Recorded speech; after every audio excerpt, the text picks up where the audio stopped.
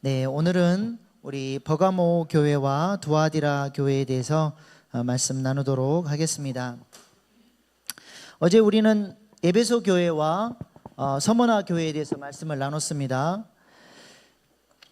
에베소 교회는 첫사랑을 잃어버림으로써 그들이 가지고 있었던 아름다운 선한 행위와 인내와 수고, 하나님이 칭찬하셨던 그 아름다운 행위들이 어느 순간 은혜를 잃어버리면서 다 잃어버리게 됐죠.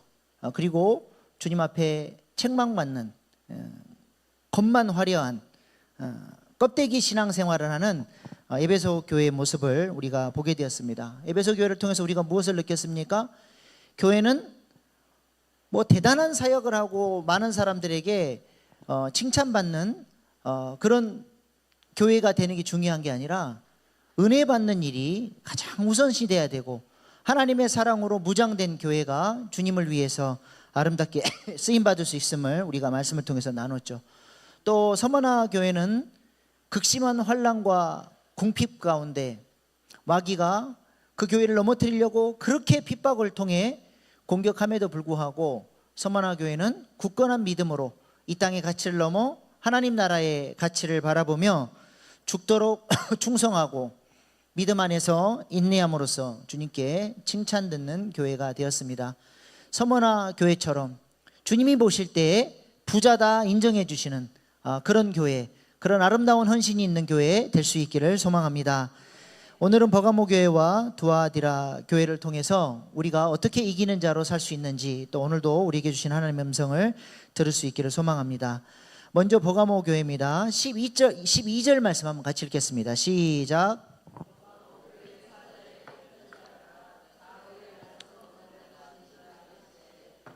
예, 우리 주님이 좌우의 날성검을 가지고 나타나셨어요.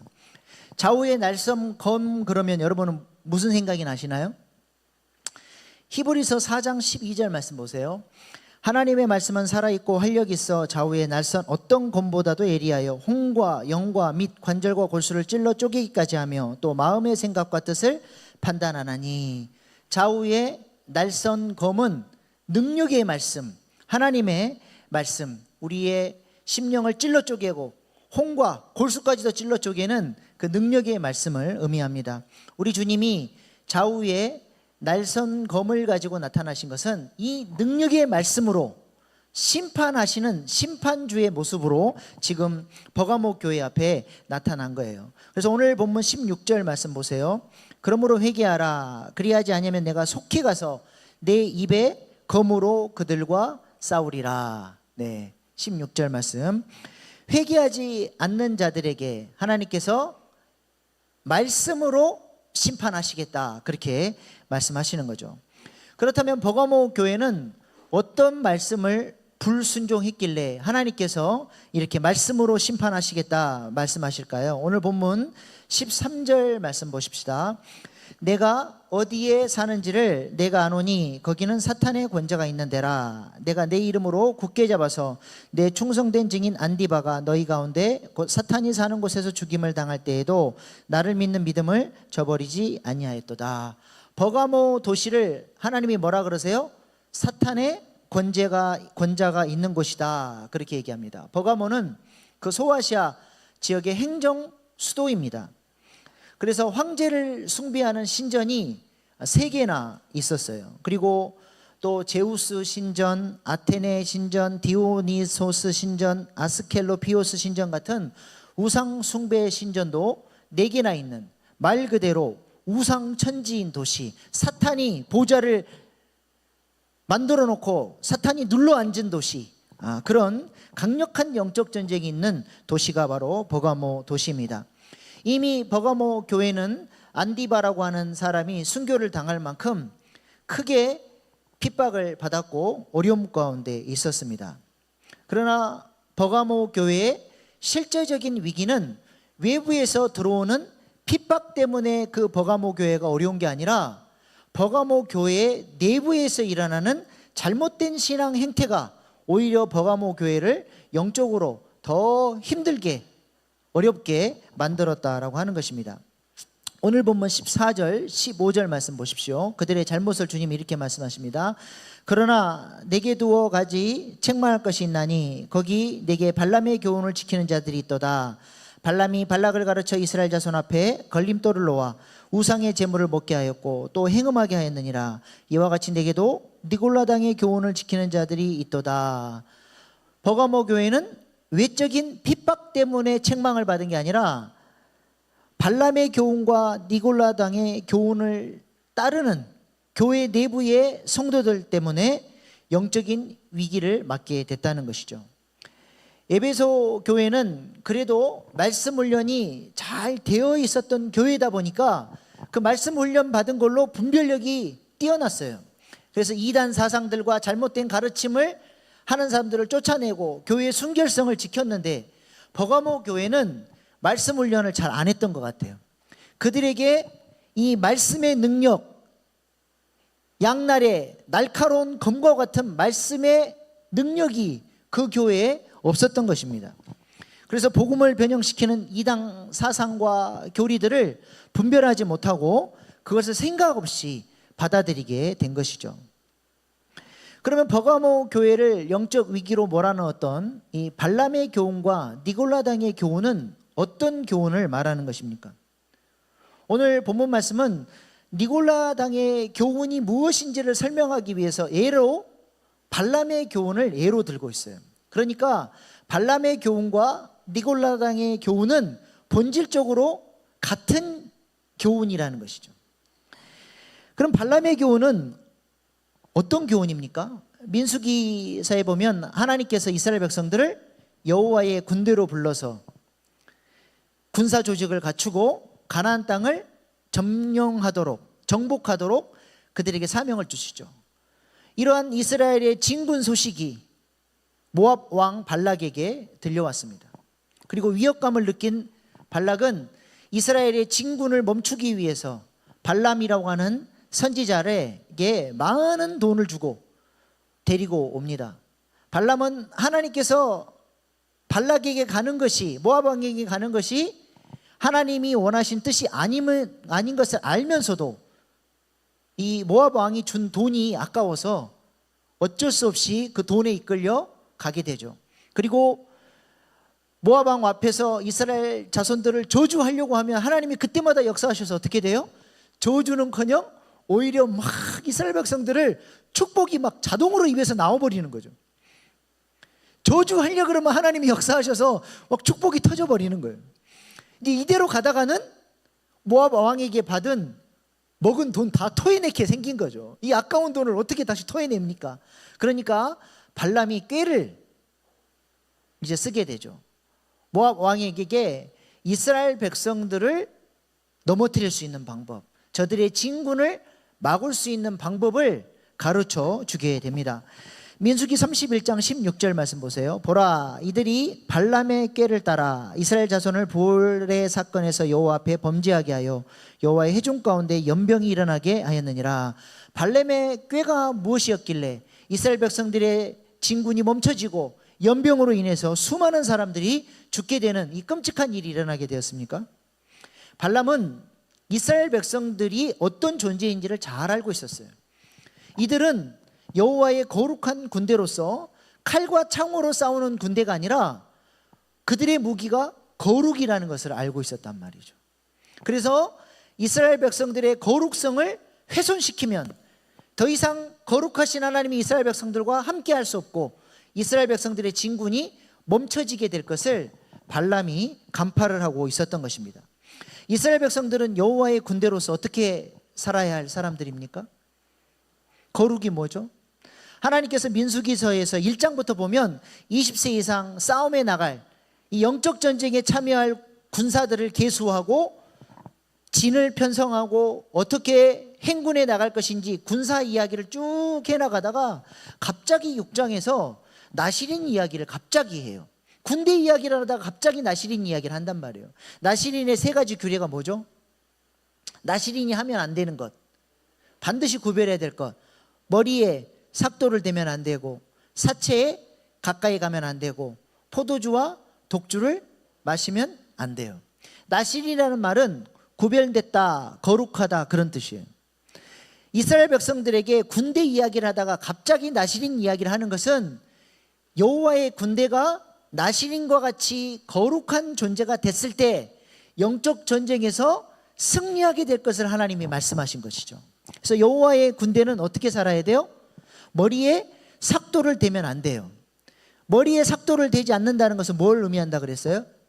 내 머리 위에 권세자, 왕이 있습니다 그런 뜻이에요. 하나님이 내 삶의 왕 되셔서 그 하나님의 말씀대로 순종하며 살아가는 삶, 그것이 거룩한 삶이라는 거예요. 그래서 삼손이 나시린이었잖아요. 머리에 삭도를 대지 않을 때 그의 권세자 하나님을 왕으로 모시니까 왕이신 하나님이 삼손을 붙잡아 주니까 어떻게 돼요? 초자연적인 능력이 나타나는 거예요. 그건 삼손에게서 나오는 능력이 아니라 삼손의 주권자이신 왕이신 하나님이 삼손에게 그런 능력을 부어주시는 거죠. 근데 머리를 잘라버렸어요. 그 말은 뭐예요? 더 이상 하나님은 내 삶의 왕이 아닙니다. 하나님의 왕 되심을 딱 거절해버린 거죠. 그 순간 어떻게 돼요? 하나님이 더 이상 삼손에게 능력으로 역사해 주지 않으니까 이제는 원수들에게 사로잡혀서 두 눈이 뽑히고 짐승처럼 연자 맷돌이나 돌리는 그런 신세가 돼버린 거예요. 하나님의 사람들은 거룩을 잃어버린 순간 영적 전쟁에 패배하고 마귀의 종로로 타는 존재로 전락해버리는 거죠. 또 나시린은 어떻게 살아야 돼요? 사체에 가까이 가면 안 돼요. 죄의 삭은 사망이에요. 죄를 멀리하고 예수 그리스도와의 은혜로 말미암아 거룩한 삶, 죄를 이기는 삶을 살아가는 것, 그것이 거룩한 삶이죠. 또 나시린은 포도주와 독주에 취하면 안 돼요. 하나님의 사람들은 어떻게 살아야 됩니까? 술 취하지 말라 이는 방탕한 것이니 오직 성령의 충만함을 받으라. 성령의 인도를 따라 육체의 소욕들을 거절하고 성령이 원하시는 삶을 살아내는 것, 그것이 바로 거룩이에요. 하나님을 왕으로 높이고 예수 그리스도의 은혜로 죄를 이기고 성령의 인도하심을 따라 육체의 소욕이 아니라 하나님이 기뻐하시는 삶을 살아가는 것, 그것이 거룩이에요. 이스라엘 백성들은 그렇게 살아야만 영적 전쟁에서 이기고 가나안 땅을 정복하고 하나님 나라를 확장하는 하나님 백성다운 사명을 감당할 수 있는데, 발람이 못된 계략을 꾸민 거예요. 모압 왕에게 이스라엘 백성들을 넘어뜨리는 방법은 저주도 아니요 수많은 군대도 아니요 저들 스스로 죄를 짓게 만들면 됩니다. 그래서 했던 방법이 뭡니까? 모압 사람들이 섬기는 바알부올의 신전에 있는 그 창기들, 여자들을 이스라엘 진영에 이쁘게 꾸며가지고 여우 같은 여자들을 싹 풀어버린 거예요. 40년 동안이나 광야에서 그냥 이스라엘 여자들 보면 먼지가 그냥 수북하고 머리도 제대로 못 감고 꾸미지도 못하고 햇볕에 타가지고 그냥 시커먼 여자들만 보다가 그냥 이 모압에 그냥 내노라하는 여자들이 나타난 거죠. 그래가지고 그 이스라엘 남자들을 꼬시니 이스라엘 남자들이 다 넘어가 버렸어요. 그래서 그 여자들과 행음하고 그 여자들 따라서 바알부올에게 우상 숭배하면서 그들의 거룩성이 완전히 무너지게 된 것이죠. 그 사건으로 말미암아 여호와의 군대로서의 진군이 멈춰지게 되고 하나님의 심판이 이스라엘 백성들에게 이루어져서 14만 명이 넘는 엄청난 숫자가 심판받고 죽는 끔찍한 일이 일어나게 된 것입니다. 마치 삼손이 들릴라의 유혹에 넘어가서 머리를 잘라버리고 죄의 종로로 타는 존재가 되어버렸던 것처럼 하나님의 왕 되심을 거절하고 하나님의 말씀을 버리고 육체의 소욕을 따라 행하다가 이스라엘 백성들의 그 거룩한 걸음이 멈춰지게 된 것입니다. 결국 이 일로 인해서 이 발람의 꾀가 성공하게 된 것이죠. 이것이 바로 발람의 교훈이에요. 발람의 교훈의 그러니까 핵심은 뭡니까? 하나님 말씀대로 살아가는 인생이 아니라 뭘 따라 살아라고요? 육체의 정욕대로, 네가 하고 싶은 대로, 네 본성대로 그렇게 살아도 된다라고 그렇게 가르치는 것이 발람의 교훈이에요. 이와 동일한 이와 똑같은 가르침이 바로 니골라당의 교훈이었다라고 하는 것입니다. 니골라당은 당시 초대교회의 교회를 위협하는 가장 큰 이단 사상이었어요. 영지주의라고 부르는데요, 동양과 서양의 종교를 혼합해서 만든 종교로서 이원론적 사상을 가르칩니다. 다시 말해서 영적인 것은 선하고 아름답고 귀한 것이고 육은 하찮고 버려야 되고 아무 가치 없는 것이라고, 항상 신령한 것, 영적인 것은 귀하고 육적인 것은 하찮은 것으로 보는 그런 사상입니다.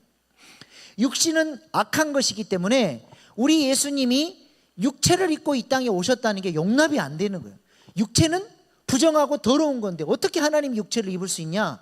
그래서 예수님의 성육신 사건 자체를 부인합니다. 가현설이라고 들어보셨는지 모르겠어요. 가현설. 예수님이 육체로 입고 이 땅에 오신 게 아니라 육체처럼 보였을 뿐이지 실제는 육체가 아니라 영적인 존재였다, 그렇게 가르쳐버려요. 그러다 보니까 예수님의 성육신도 부인하고, 예수님이 육체를 입고 고난당하신 십자가의 그 고난도 부인하고, 육체를 입고 부활하는 것도 부인하는 거예요. 이러한 교리적인 문제도 큰 문제였지만 이 교리적인 것보다 실제적인 삶에 있어서 그리스도인들에게 이 영지주의는 굉장히 안 좋은 영향력, 강력한 힘을 가지고 그리스도인들을 복음에서 멀어지게 했다는 게 문제가 됩니다. 영은 선하고 육은 악한 것이기 때문에 인간은 육체로 죄를 지을 수밖에 없다라고 그렇게 가르쳤어요. 육체는 연약하기 때문에 당연히 죄를 지을 수밖에 없다. 그래서 육신으로 경건의 삶을 추구할 이유도 없고, 육신은 썩어 없어져 버리는 것이니까 뭐 육신을 가지고 무슨 경건의 훈련을 하고 그런 거 필요 없다는 거예요. 영적으로 당신이 구원받았으면 육이야 어찌됐든 당신은 구원받으니 그 육체 가지고 마음껏 정욕대로 당신 하고 싶은 대로 살아도 구원에는 아무 하자가 없으니, 당신의 영이 구원받았으니 그렇게 사십시오라고 방종주의로 그리스도인들을 끌고 갔다는 것이죠. 그래서 사도 바울은 이 강력한 이단 영지주의를 대적하기 위해서 그의 서신서에서 반복적으로 육체의 훈련, 경건의 훈련이 얼마나 중요한 것인지를 사도 바울이 그래서 반복해서 강조한 거예요. 이러한 영지주의 사상이 그때만 있었냐? 아니에요. 오늘날도 지금의 교회에도 이 영지주의 사상이 강력하게 영향력을 미치고 있다는 사실을 아셔야 됩니다.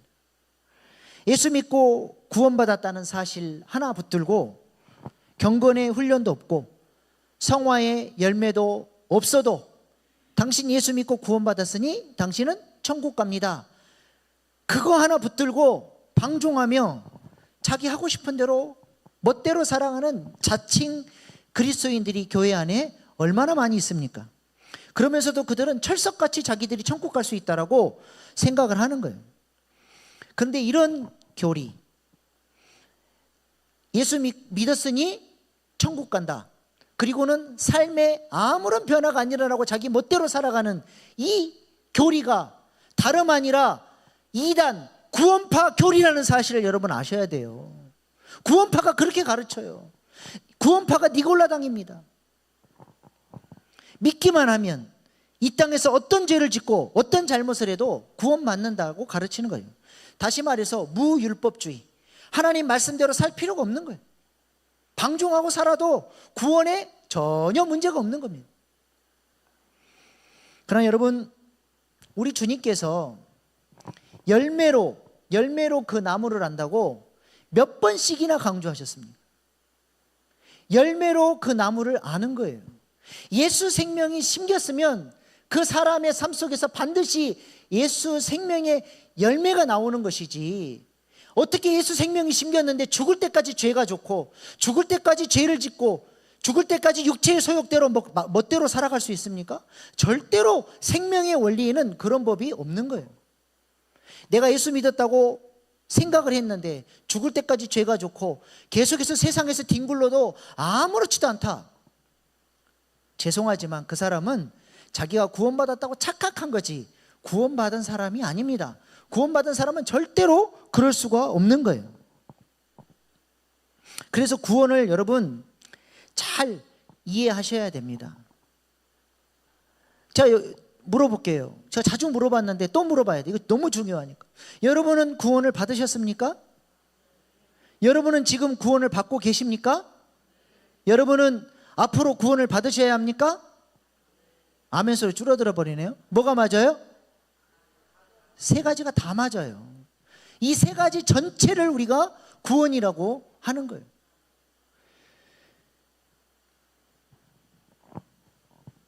우리가 예수님을 통해서 복음을 영접함으로써 우리는 이미 구원을 받았어요. 이것을 칭의라 그래요. 이렇게 예수를 믿고 예수 생명을 받은 사람은 반드시 그의 삶에 뭐가 나타나야 돼요? 현재적 구원, 이것을 다시 말해서 성화라 그래요.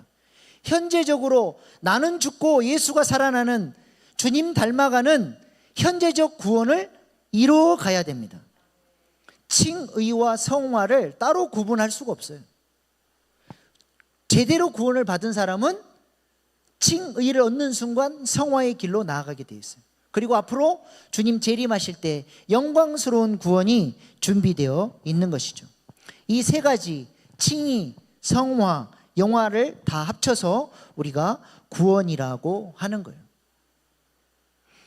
이스라엘 백성들이 유월절 어린 양을 통해서 은혜로 구원을 받았죠. 그걸로 끝이 아닙니다. 그게 이제 첫 출발이에요. 유월절 어린 양을 통해서 하나님의 자녀가 되는 첫 출발을 하고 나서 어떻게 해야 돼요? 이제 홍해를 지나며 세례를 받고 이제는 내가 세상 질서가 아니라 하나님을 왕으로 섬기겠습니다. 이제는 죄를 사랑하는 존재가 아니라 예수 그리스도의 은혜를 따라 살겠습니다. 육체의 소욕이 아니라 성령의 인도를 따라 살아가겠습니다라고 홍해에서 세례 언약을 하고 그리고 약속한 대로 광야에서 그렇게 살 수 있도록 현재적 구원, 성화의 훈련을 한 다음에 앞으로 하나님께서 약속하신 가나안의 구원으로 나아가야 하는 거예요. 이걸 총칭해서 우리가 구원이라고 하는 것이죠. 그러므로 구원받은 사람은 구원받은 자답게 거룩하게 구별된 삶을 살아가야 하는 것입니다. 그런데 지금 버가모 교회에서는 이러한 니골라당의 교훈을 받아들여서 구원받았다고 하면서 그들의 삶에 주님 닮아가는 거룩한 훈련도 없고 성화의 과정도 없고 온통 정욕을 따라서 멋대로 살아가는 방종주의가 버가모 교회를 휩쓸어 버린 것이죠. 그들에 대해서 우리 주님이 뭐라고 하십니까? 16절 말씀 보십시오. 시작. 회개하라. 그리하지 아니하면 내가 내게 속히 가서 내 입의 검으로 그들과 싸우리라. 아멘. 네. 주님이 회개하라고 강력하게 촉구하시죠. 정욕을 따라서 엉터리, 무율법주의, 방종주의에 빠져서 게으르고 나태하게 그렇게 죄에 빠져 살아간다면 우리 주님께서 날선 검으로 말씀으로 하나님께서 심판하시겠다 말씀하는 것입니다. 그러나 이러한 육체의 정욕을 이기고 니골라당의 교훈을 거절하고 주님 닮아가기 위해 거룩한 성화의 과정을 이뤄나가는 그런 이기는 자들에게는 우리 주님이 무엇을 주시겠다고 말씀하십니까? 지성소 안에 감추어진 만나와 흰돌을 주시겠다 말씀하시죠. 은혜 안에서 자기를 부인하고 성화의 이 거룩한 훈련을 해나가는 사람들을 주님이 어디까지 인도해 가셔요? 지성소까지 인도하셔서 감추인 만나를 주시겠다는 거죠. 감추인 만나가 뭡니까? 다름 아니라 우리 예수님이 주시는 놀라운 신령한 은혜를 말하는 거예요. 요한복음 6장 33절 35절 하나님의 떡은 하늘에서 내려 세상에 생명을 주는 것이니라. 그들이 이르되 주여 이 떡을 항상 우리에게 주소서. 예수께서 이르시되 나는 생명의 떡이니 내게 오는 자는 결코 줄이지 아니할 터요 나를 믿는 자는 영원히 목마르지 아니하리라. 날마다 예수님을 따르면서 날마다 나는 죽고 예수로 따르는 살아가는 사람들에게 우리 주님이 신령한 양식을 공급해 주셔서 예수님의 진수성찬의 은혜를 누리게 해주시겠다 약속을 하는 거예요. 그러니까 정욕을 따라 살아가는 삶보다 나를 죽이고 성령의 인도를 따라 성화되어지는 곳에 참된 기쁨과 풍요로운 삶이 있다는 거죠. 또 이기는 자에게 뭘 주시겠다 말씀하세요? 흰 돌이죠. 흰 돌에 새 이름이 기록된다 하는데 당시 사람들이 이 흰 돌 하면 딱 떠오르는 게 있었어요. 재판할 때 무죄 하면 흰 돌을 내고 유죄 그러면 검은 돌을 냈던 거죠. 이 흰 돌은 성결과 거룩함을 상징하는 것입니다. 그러므로 니골라 당의 교훈을 거절하고 주님 앞에 성실하게 경건의 훈련을 하며 나는 죽고 예수로 사는 삶을 훈련하는 사람들이 구원받은 사람이라. 이 사람이 진짜 구원받은 사람이라고 하는 그 구원의 증거가 뭐냐? 거룩한 삶을 살아내는 능력이에요.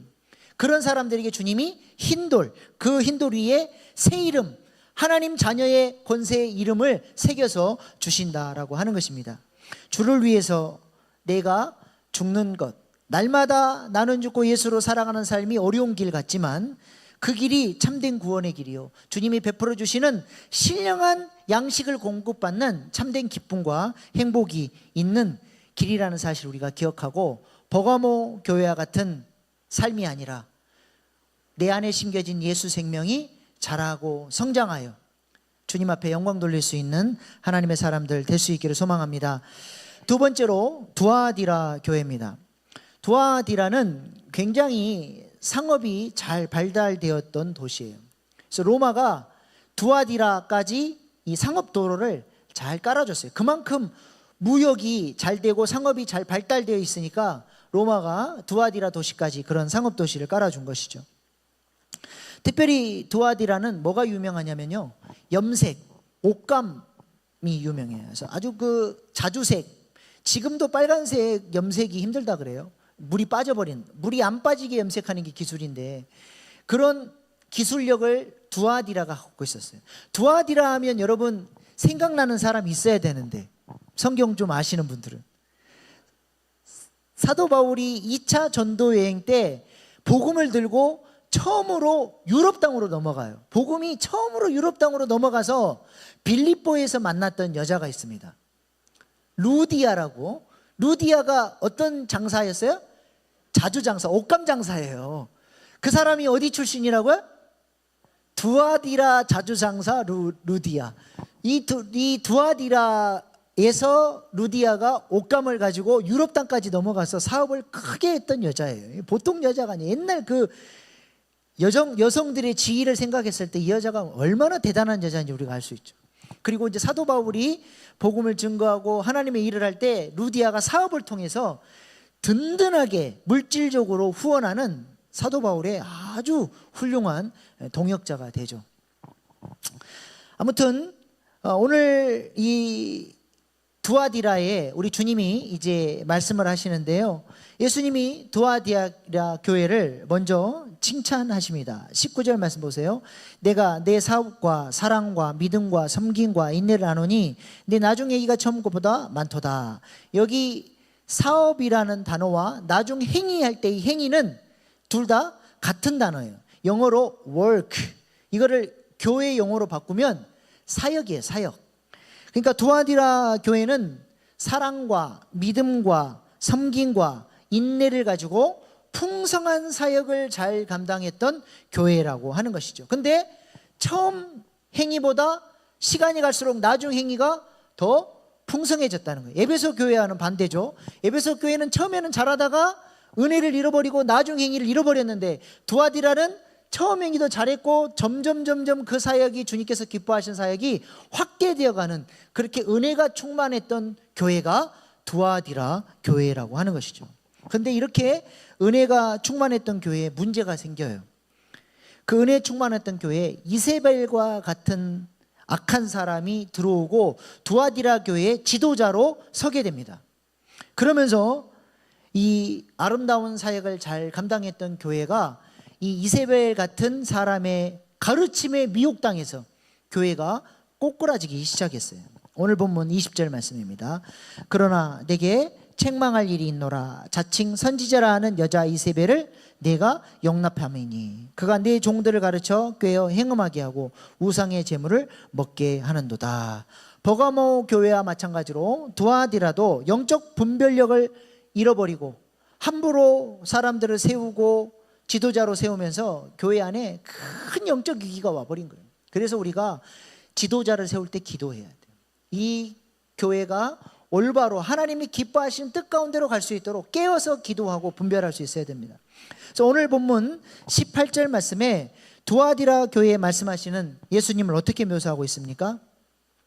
두아디라 교회 사자에게 편지하라. 그 눈이 불꽃 같고 그 부활이 빛난 주석 같은 하나님의 아들이 이르시되, 예수님이 불꽃 같은 눈을 가지고 빛난 주석 같은 발을 가지신 심판주로 묘사하고 있어요. 불꽃 같은 눈은 뭘 의미하겠어요? 다 꿰뚫어 보는 거예요. 두아디라 교회가 행위가 풍성했던 교회니까 그 사역이 안 멈춰지고 계속 잘 흘러갔겠죠. 겉으로 볼 때는 두아디라 교회가 문제가 없어요. 근데 그들의 심령이 잘못된 가르침으로 말미암아 잘못되어 있었다는 거예요. 하나님이 그걸 받으실 수가 없었던 거예요. 그래서 잠언 16장 2절 말씀 보세요. 사람의 행위가 자기의 보기에는 깨끗하여도 여호와는 뭘 보세요? 심령을 감찰하세요. 그 불꽃 같은 눈으로 두아디라 교회를 보셨죠. 오늘 보면 23절도 보세요. 모든 교회가 나는 사람의 뜻과 마음을 살피는 자인 줄 알지라. 하나님은 그 마음의 동기, 그것들을 다 보고 계세요. 그래서 주님 앞에 인정받는 사람이 돼요. 우리 주님이 내면의 깊은 것을 다 보신다는 거죠. 또한 빛난 주석 같은 발은 강력한 심판의 권세를 의미하죠. 잘 단련되어진 강력한 그 발로 어둠의 권세를 짓밟고 심판하시는 아들의 권세를 보여주고 있습니다. 그래서 오늘 27절 말씀도 보세요. 그가 철장을 가지고 그들을 다스려 질그릇 깨트린 것 같이 하리라. 나도 내 아버지께 받은 것이 그러하니라. 우리 주님께서 불꽃 같은 눈으로 감찰하시고 그 하나님의 눈에 잘못 보여진 것들에 대해서 그 강력한 발로 어둠의 권세를 짓밟아서 심판하실 것이니 빨리 회개하고 돌이키라고 주님께서 이 모습으로 지금 두아디라 교회에게 나타나셔서 말씀하고 있는 거예요. 매우 엄중한 경고죠. 회개하지 않는 자에게 주님이 어떻게 심판하신다고 말씀하십니까? 22절 23절 보세요. 볼지어다 내가 그를 침상에 던질 터이요. 이 침상은 죽음의 침상이에요. 병상의 침상. 하나님께서 그를 육체를 쳐서 죽음으로 이르게 할 것이다 말씀하시는 것이고, 또 그와 더불어 가늠한 자도 만일 그 행위를 회개하지 않으면 큰 환난 가운데 던지고 또 내가 사망으로 그의 자녀를 죽이리니, 그 사람뿐만 아니라 그의 자녀손까지 그 집안이 완전히 심판받는 집안이 될 것이라고 하는 무서운 하나님께서 말씀을 하시는 것입니다. 그렇다면 두아디라 교회를 이렇게 침몰시켰던 그 은혜 많은 교회를 망가지게 했던 이 이세벨의 교훈은 그러면 무엇입니까? 구약 열왕기서에 보면 이세벨이 나오죠. 이세벨은 두로왕 엣바알의 딸이에요. 이 엣바알이라고 하는 것은 바알이 우리와 함께 하신다, 임마누엘과 비슷한 뜻이에요. 바알이 우리와 항상 함께 하시는 우리의 주인이십니다, 그런 고백이에요. 그만큼 우상 숭배에 열정적이었던 사람이 엣바알이고, 그 아버지로부터 그 잘못된 신앙을 받은 이 이세벨은 바알의 선지자로 칭함받을 만큼 그렇게 악한 여자로 바알 신앙에 열심히 있었던 여자죠. 그런데 그 여자가 누구에게 시집을 왔어요? 북이스라엘의 가장 악한 왕으로 알려져 있던 아합의 아내가 됩니다. 이때부터 시작해서 북이스라엘은 그렇게 잘 살던 나라가 꼬꾸라지기 시작하고 우상 숭배하며 멸망의 길로 내달리기 시작하죠. 이스라엘 백성들이 이렇게 우상 숭배하게 된 이유가 무엇입니까? 농경사회예요. 가나안 땅에 들어보니까 가나안 족속들이 농경사회에서 잘 먹고 잘 살아요. 농사도 잘 짓고. 보니까 바알을 섬겨요. 바알은 비를 제때 내려주고 농경의 신으로서 농사를 잘 짓게 해주는 신이란 말이에요. 그래서 그 사람들의 삶의 모습을 보고 이스라엘 백성들의 마음에 탐심이 생긴 거죠. 나도 저들처럼 부자로 살려면 어떻게 해야 될까? 저들이 바알을 섬기니까 우리도 바알을 섬겨야 되겠다. 여호와를 안 섬기는 게 아니에요. 절기 때마다 하나님 앞에 예배하고 여호와가 내 삶의 주인이라고 고백하면서 마음으로는 세상 향한 욕심 때문에 탐심을 가지고 하나님을 향해서는 그 마음이 차갑게 식고 세상을 향해서는 뜨거운 열심을 가지고 세상을 향해서 마음이 달려가기 시작하면서 우상 숭배를 하게 되는 것이죠. 이들이 얼마나 세상을 향해서 열심이 있었는지 호세아서는 그들을 뒤집지 않은 전병이다 그렇게 얘기를 했어요. 호세아 7장 8절 말씀 같이 읽어보십시다. 시작. 에브라임이 여러 민족 가운데 혼합되니 그는 곧 뒤집어지지 않는 전병이로다. 뒤집지 않은 전병이 뭐예요? 우리 이제 곧 추석 오는데 가족들이랑 전 부쳐 드실 거죠? 예. 전 부치다가 정신없어서 잠깐 어디 갔다 와버리면 어떻게 됩니까? 예. 한쪽은 타고 한쪽은 안 익어요. 그거는 바로 쓰레기통으로 직행이에요. 아무짝에 쓸모 없는 거라는 거죠. 지금 이스라엘 백성들이 이와 같은 상황이었다. 세상을 향해서는 뜨거운 열심으로 탐심을 가지고 세상의 것을 추구하고 하나님을 향해서는 차갑게 식어버린 교회가 된 것이죠. 하나님이 그들을 왜 부르셨는지, 그 교회를 통해서 하나님께서 무슨 일을 하기를 원하시는지, 그들을 하나님이 어떻게 훈련시켜서 하나님의 사람으로 세우실 것인지에 대한 관심은 전혀 없고 온통 먹고 사는 일, 온통 세상 일에 마음이 빼앗겨서 거기에만 마음을 쏟고 사는 교회가 되어버렸다라고 하는 것입니다. 그러므로 우상 숭배의 본질은 뭐예요? 세상을 향한 탐심입니다. 뭘 깎아놓고 우상 숭배하고 절을 한다고 우상 숭배가 아니라 하나님에 대해서는 차갑게 식어버리고 온통 내 마음과 관심이 거기에 꽂혀 있는 것, 항상 그 생각이 나고 그것 때문에 돈을 쓰고 그것 때문에 시간을 투자하고 그것 때문에 손해보는 것을 감수하고 있는 그것이 바로 우상이에요.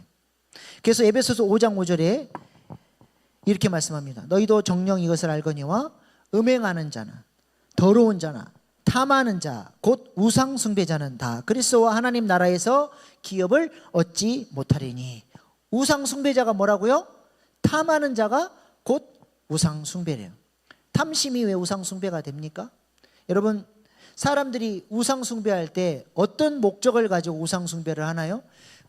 자기가 섬기는 신이 이 우상 숭배하는 예배의 자리에 임재하기를 원하고 그 우상을 진심으로 사랑하고 그 우상의 음성에 순종하고 그렇게 우상에게 영광 돌리기 위해서 우상 숭배하나요? 어떤 목적을 가지고 하죠? 우상이 주는 떡고물, 내가 지금 탐심을 가지고 있는 내 세상 일, 사업, 내 자녀, 내가 원하는 것들 잘 좀 되게 해주십시오라고 빌고 그걸 통해서 우상으로부터 받으면 그만이에요. 그 우상이 그 우상을 사랑하는 마음 없이 그냥 빌어서 얻으면 땡이에요. 그래서 여러분, 그 시골에서 제사 지낼 때 제사 지내시는 분들이 그 제사를 통해서 조상들이 소복 입고 머리 풀고 그 제사상 위에 임재하는 걸 원할까요? 만약에 그런 일이 나타났다 그러면 제사 지내다 말고 다 까무러쳐서 기절하고 도망가고 난리 날 겁니다. 그걸 통해서 자신들이 원하는 육체의 정욕, 그 탐심을 이루어달라고 하는 이런 걸 보고 하등 종교라 그래요. 신을 내 마음대로 조종해서 내가 원하는 대로 내가 갖고 싶은 것 달라, 그 마음에서 하는 거죠. 하나님을 이런 식으로 믿는 사람들이 너무 많은 거예요. 마치 그 심청이 이야기처럼 뱃사공들이 임당수가 깊은 물을 말하죠. 거기에 물귀신이 있어요. 막 폭풍을 치고 배가 함부로 못 지나게. 그러면 그 귀신한테 뭘 바쳐야 돼요? 처녀를 바치면 백기를 열어주는 거예요. 뭔 말이에요? 너는 처녀 먹고 떨어져라. 내가 이거 바쳤으니 내가 원하는 것 이루어져라. 하나님을 이 정도 수준으로 믿는 거죠. 마치 알라딘 램프에서 알라딘 램프 싹 비비면 요종이 싹 나와가지고 원하는 소원 들어주는 하나님을 그 정도 수준으로 만들어 버리는 거예요. 지금 두아디라 교회가 언제부터인가 그런 교회가 되어버렸어요. 하나님의 관심, 하나님의 비전, 하나님의 마음은 다 잊어버리고 온통 세상적인 욕심으로 여호와를 섬기는 것도 아니요 세상을 섬기는 것도, 이게 혼합 종교가 돼가지고 하나님의 이름에 먹칠을 하는 그런 교회가 되어버렸다고 하는 것입니다. 이것이 바로 이세벨의 교훈이에요. 온통 탐심을 따라서 자신들이 원하는 대로 살아가는 것입니다. 이스라엘 백성들이 그렇게 하나님을 섬기지 않았습니까? 광야에 나와서 자신들이 원하는 대로 하나님이 움직이지 않으면 원망하고 불평하고, 그래서 결국 뭘 만들었어요? 금송아지를 만들었잖아요. 이 금송아지가 다른 신이 아니라 여호와다. 하나님을 금송아지 수준으로 전락시킨 거예요. 내가 원하는, 우리가 원하는 거나 들어주고 우리가 원하는 대로 움직이라. 하나님을 그렇게 만들어 버렸던 것이죠.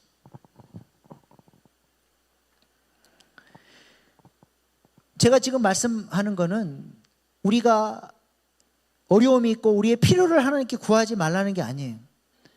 우리의 필요를 구해야죠. 하나님 앞에 어려움이 있고 기도 제목이 있으면 하나님께 도움을 달라고, 하나님께서 이 문제를 해결해 달라고 기도해야 됩니다. 그것이 하나님을 의지하는 거예요. 그러나 하나님을 온통 그 정도 수준으로만 하나님을 섬기면 안 된다는 거예요. 주님의 소원을 아는 신자가 되어야 한다는 것이죠.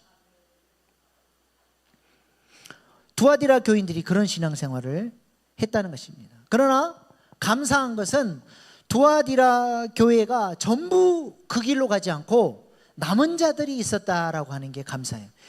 그 사람들이 그 교회의 희망이고 그 교회의 소망이고 그 교회를 회복시킬 수 있는 구루터기가 되는 것이죠. 오늘 본문 24절 25절 말씀 보세요.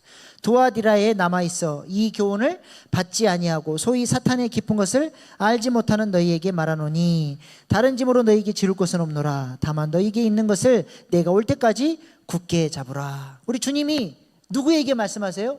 온통 세상에 마음이 뺏기고 탐심을 가지고 살아가는 사람들은 하나님의 음성이 들려도 듣지도 못하고 그 말씀대로 따르지도 못해요. 그러니까 우리 주님이 누구에게 말씀하십니까? 남은 자들, 하나님의 음성을 들을 수 있는 사람들에게 주님이 지금 말씀하고 계시는 거예요. 그들에게 무엇을 말씀하십니까? 너희에게 있는 것을 흔들리지 말고 굳게 잡으라 말씀하세요. 그들이 갖고 있는 게 뭐예요? 19절 말씀 다시 보세요. 계시록 2장 19절. 내가 내 사업과 사랑과 믿음과 섬김과 인내를 나누니 내 나중에기가 처음 것보다 많도다. 너희 안에 있는 사랑과 믿음과 섬김과 인내의 이 사역들을 포기하지 말고 굳게 잡으라 말씀하시죠. 이 굳게 잡으라는 것은 수동적인 게 아니에요. 능동적인 거예요. 자기 방어하는 수준이 아니라 이러한 사역을 가지고 교회를 살려내고 확장시키고 너희가 그렇게 스스로 성장해가는 그리스도인이 되라고 말씀하시는 것입니다. 이것이 주님이 기뻐하시는 신앙생활이고, 이렇게 살아가는 이기는 자에게 우리 주님이 무엇을 약속하셨습니까? 오늘 본문 26절 28절. 이기는 자와 끝까지 내 일을 지키는 그에게 만국을 다스리는 권세를 주리니 그가 철장을 가지고 그들을 다스려 질그릇 깨트린 것 같이 하리라. 나도 내 아버지께 받은 것이 그러하니라. 내가 또 그에게 새벽별을 주리라. 만국을 다스리는 철장 권세를 주고 새벽별의 권세를 주겠다 말씀하시죠. 우리 주님이 이 철장 권세를 가지신 분이고 새벽별이라고 성경에서 얘기하죠. 그래서 시편 2편 7절로 9절 말씀에 보면 내가 여호와의 명령을 전하노라. 여호와께서 내게 이르시되 너는 내 아들이라. 오늘 내가 너를 낳았도다. 내게 구하라. 내가 이방 나라를 내 유업으로 주리니 내 소유가 땅끝까지 이르로다. 내가 철장으로 그들을 깨트리며 질그릇같이 부수리라 하시도다.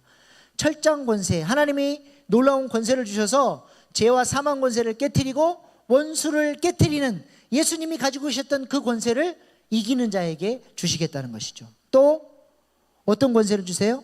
새벽별, 계시록 22장 16절 예수님을 상징하는 거예요. 나 예수는 교회들을 위하여 내 사자를 보내어 이것들을 너희에게 증언하게 하였노라. 나는 다윗의 뿌리요 자손이니 곧 광명한 새벽별이라 하시더라.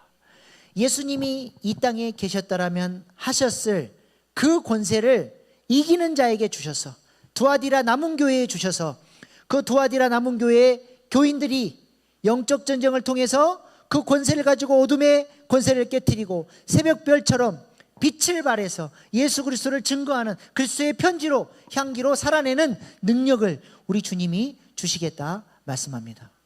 하나님이 우리에게 허락해 주시는 권세는 어떤 권세입니까?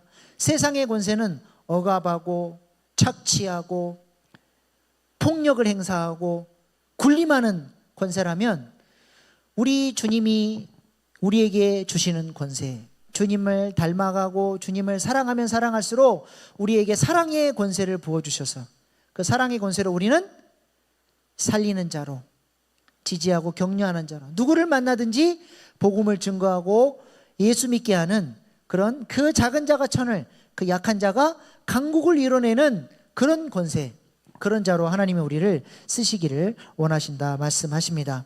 우리가 이 시대에 남은 자 되어 그렇게 주님 원하시는 일에 쓰임받을 수 있는 저와 여러분 될 수 있기를 소망합니다. 마지막으로 마더 테레사의 감동적인 글을 읽고 오늘 말씀을 마치겠습니다. 어느 날 테레사 수녀는 한 노인의 집을 방문했는데 그러나 그곳은 집이라기보다는 움막이라고 해야 좋을 그런 형편없는 곳이었습니다. 방문을 열고 들어서자 역겨운 냄새가 코를 찔렀고 온통 먼지투성이에다 이불이나 옷가지들은 몇 년 전에 빨았는지 알 수조차 없었습니다. 그런 돼지우리 같은 방에서 노인은 조금씩 죽어가고 있었는데 테레사 수녀가 노인에게 말했습니다. 제가 방을 치워드리죠. 테레사 수녀의 말에 노인은 대답도 하지 않은 채 멀뚱히 그녀를 바라만 보고 있었습니다. 테레사 수녀는 당장 일을 시작했습니다. 바닥을 쓸고 먼지를 털어냈고 냄새나는 옷까지는 빨아놀고 더러운 곳은 모두 소독했습니다. 그렇게 청소를 하다 테레사는 구석에서 조그만 등을 하나 발견했는데 먼지에 뒤덮인 낡은 것인데 테레사 소녀가 물었습니다. 이 등은 뭐죠? 손님이 오면 켜는 등이라오. 테레사는 등을 닦으면서 노인에게 다시 물었습니다. 별로 이 등을 켤 일이 없는 모양이죠. 몇 년 동안 한 번도 켜지 않았소. 누가 죽어가는 늙은이를 만나러 오겠소. 노인은 가족도 없이 또 찾아오는 사람도 하나 없이 그렇게 쓸쓸히 살아왔던 것입니다. 노인은 먹을 것보다 사람이 더 그리운 듯 했습니다. 그래서 테레사 수녀가 이렇게 말했습니다. 제가 자주 오겠어요. 그러면 저를 위해 등불을 켜주시겠죠? 물론 켜고 말고 오기만 한다면. 그런 일이 있고 난 이후 테레사 수녀는 자주 그 노인의 집에 가 봉사활동을 했고 자신이 가지 못할 때는 동료 수녀를 대신 보냈습니다. 이제 노인의 방에는 거의 매일 그 등불이 켜져 있었고 노인은 더 이상 쓸쓸하지 않았습니다. 왜냐하면 늘 찾아와 집안일도 해주고 이야기해주는 테레사 수녀와 동료 수녀들이 있었기 때문입니다. 이 일 있고 2년 후에 노인은 편안히 죽었는데 노인은 죽으면서 마침 곁에 있던 어떤 수녀에게 이렇게 말했습니다. 테레사 수녀에게 전해주시구려. 테레사 수녀는 내 인생에 등불을 켜준 사람이라고. 누군가의 등불이 되어준다는 것, 이보다 아름답고 고귀한 삶이 또 있을까요? 참으로 의미 있는 일 아니겠습니까? 다른 일을 행복하게 하는 것은 향수를 뿌리는 것과 같다고 합니다. 왜냐하면 뿌릴 때 자신에게도 몇 방울은 튀기 때문입니다.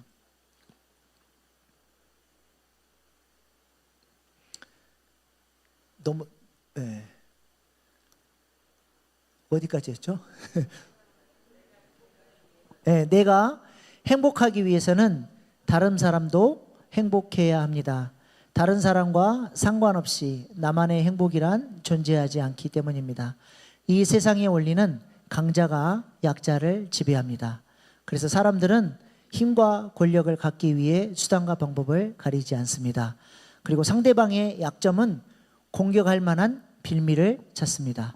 하나님 나라의 원리는 강한 자가 자기보다 약한 자를 도우며 함께 사는 세상을 만드는 것입니다. 약점을 들추어내어 비난하는 것이 아니라 서로 약점을 담당하여 가려주는 것입니다.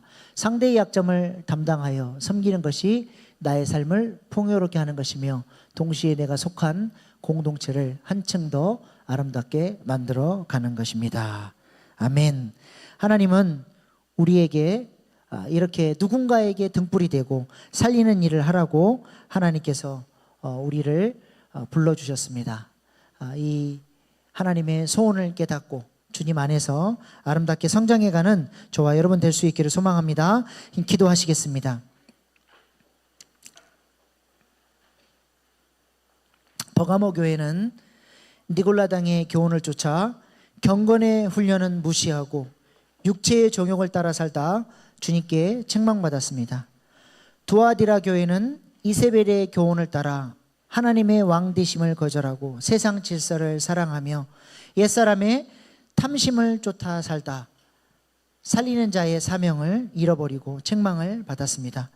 우리도 예수님을 믿는다고 하지만 여전히 육체의 정욕을 따라 살고 세상을 사랑하며 하나님이 부르신 목적과 사명을 위해 살아가지 못하는 모습들이 있지 않은지 우리 스스로를 돌아보시기를 소망합니다.